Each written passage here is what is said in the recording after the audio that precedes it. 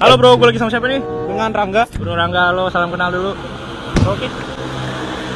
Gue mau nanya nih bro, menurut lo gimana peran medsos untuk kebebasan berpendapat pada saat ini? Apakah sudah bagus atau menurut lo masih kurang oke atau gimana? Menurut gua sih sistem pengamanan buat berpendapat tuh harus ditingkatkan ya, karena terlalu bebas menyebabkan tersebarnya berita-berita negatif atau salah sangka. Perlu ada pengawasan lebih, termasuk dari menggunakan kata-kata kunci aja. Misalnya sesuatu yang bersifat pornografi atau memancing kerusuhan itu harus disensor. Nggak bisa diketik ya hal-hal Nggak seperti itu jadinya ya? Iya, sesuatu yang terlalu ekstrim itu harus dicegat, lebih Yes, cepat betul. dicegat sebelum masuk Tersebar ke dunia kemana-mana bebas. ya? Ya. Iya, betul. Terima kasih Mas Rangga. Selamat malam. Halo bro, gue lagi sama bro siapa? Halo, dengan Radit. Gue mau nanya sesuatu nih. Menurut lu, gimana peran medsos untuk kebebasan berpendapat?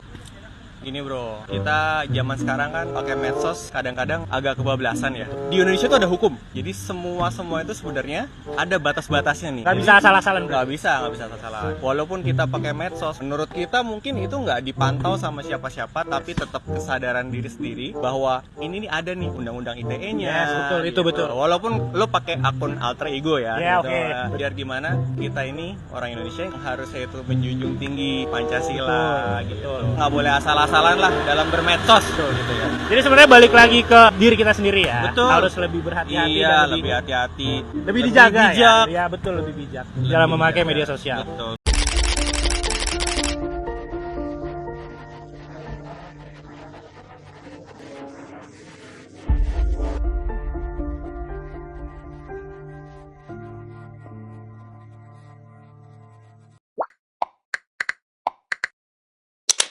Pengertian hak asasi manusia dalam berpendapat adalah kebebasan setiap individu untuk menyampaikan pandangan, gagasan, atau opini baik secara lisan, tulisan, maupun melalui media lainnya tanpa rasa takut atau ancaman.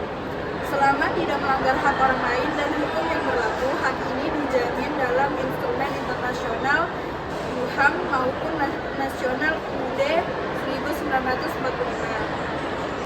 Jadi, hak asasi manusia dalam berpendapat ini sudah diakui secara universal dan tercantum dalam berbagai instrumen hukum internasional maupun nasional seperti Deklarasi Universal Hak Asasi Manusia atau HAM dan Konstitusi Indonesia.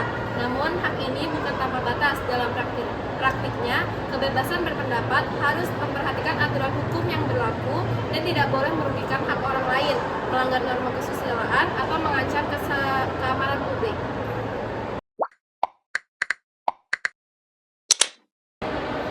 Manfaat kebebasan berpendapat yang pertama, meningkatkan partisipasi, yaitu memungkinkan masyarakat untuk berkontribusi dalam proses pengambilan keputusan. Yang kedua, menjamin akuntabilitas, itu membuka ruang untuk kritik yang konstruktif terhadap kebijakan pemerintah atau tindakan institusi. Yang ketiga, mendukung inovasi dan kreativitas, yaitu kebebasan berpendapat mendorong pertukaran ide yang beragam dan inovatif. Yang terakhir, membangun demokrasi, yaitu kebebasan berpendapat adalah pilar penting dalam sistem demokrasi karena memungkinkan dialog yang sehat di antara masyarakat.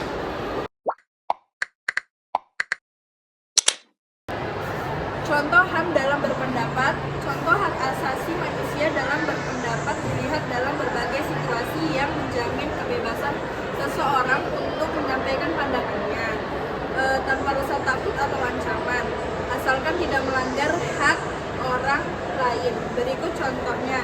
1. Mengemukakan pendapat di media sosial. Yang kedua, mengikuti diskusi atau debat publik. Yang ketiga, mengajukan petisi. Keempat, mengkritik kebijakan pemerintah. Yang kelima, berpartisipasi dalam demonstrasi damai.